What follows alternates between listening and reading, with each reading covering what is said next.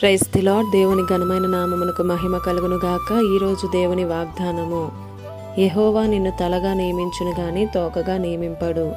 ద్వితీయోపదేశకాండము 28వ అధ్యాయం 14వ వచనము. ఈ ఉదయకాల సమయంలో పరిశుద్ధుడైనటువంటి దేవుడే మనందరితో మాట్లాడుతున్నాడు. దేవుడు నిన్ను తలగా నియమిస్తాడు గాని తోకగా నియమింపడు. నీ దేవుడైన ఆజ్ఞలను విని అనుసరించి వాటిని గైకొనాలని ఆయన ఉద్దేశం. మిమ్మల్ని ఘనపరచాలని, హెచ్చించాలని, దీవించాలని కోరిక.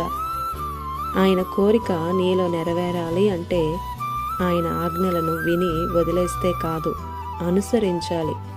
ధర్మశాస్త్రం పరిశుద్ధమైనది, ఆయన ఆజ్ఞలు కూడా పరిశుద్ధమైనవి, నీతిగలవి, ఉత్తమమైనవి. ఎవరైతే ఆజ్ఞలకు లోబడతారో, ఆయన ఆజ్ఞానుసారంగా నడుచుకుంటారో, ఆయన మాట ప్రకారం జీవిస్తారో వారిని తలగానే నియమిస్తాడు. ఘనతను, మెప్పును కూడా ఆయన ఇస్తాడు. అంటే ఇంకా ఆయన ఆజ్ఞలను పాటిస్తావో పాటించవో ఇక నీ ఇష్టమే. ఎంతమందికి కావాలి ఈ దీవెన అంటే అందరం చేతులెత్తేస్తాం కదా. దిద్దుకోవలసినవి దిద్దుకోరు. ఓడిపోతూ నష్టాలతో, అవమానాలతోనే కొందరి మాటలు గాయపరుస్తున్నా సరే, కొన్నిసార్లు నీ కన్నీరు చూశాను, అయితే నేనే నిన్ను తలగా నియమిస్తాను అని అంటున్నాడు దేవుడు. దేవుణ్ణి ఎవరైతే ప్రేమిస్తారో వారు ఖచ్చితంగా ఆజ్ఞలను పాటిస్తారు.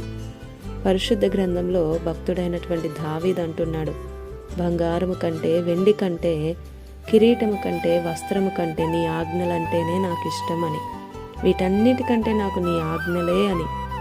మరి దావీదును తలగా నియమించాడుగా, పైవాడిగా నియమించాడు దేవుడు. దావీదు దేవుణ్ణే గణపరిచాడు. ఈరోజు గణపరుస్తుంది చాలామంది మనుషుల్నే. ఎవరిని గణపరుస్తున్నారో ఆలోచించుకో. ఆయనకు చెందవలసిన మహిమ ఆయనకు చెందనివ్వండి. ప్రియ సహోదరుడా, సహోదరి, ఇది నా వాగ్దానం మనందరి జీవితాలలో నెరవేరాలని కోరుతూ దేవుని సువార్త పరిచర్యలో మీ సహోదరి Prasanna. God bless you. Amen.